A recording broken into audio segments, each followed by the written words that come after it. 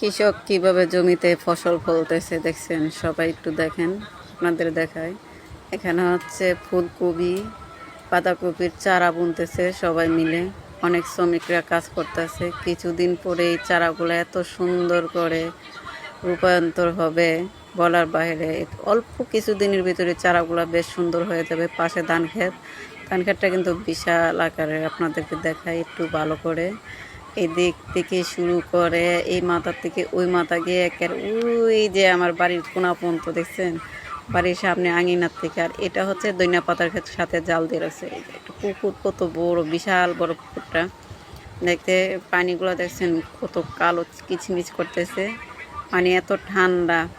তো আশপাশের ভিউটা খুব সুন্দর দেখা যাচ্ছে, তাই একটু ভিডিও নিলাম আর কি। এদিকে হাঁটতে আসার পর দেখলাম ওনারা চারা লাগাইতেছে জমিতে, তাই এদেরকে একটু ভিডিও করে নিলাম।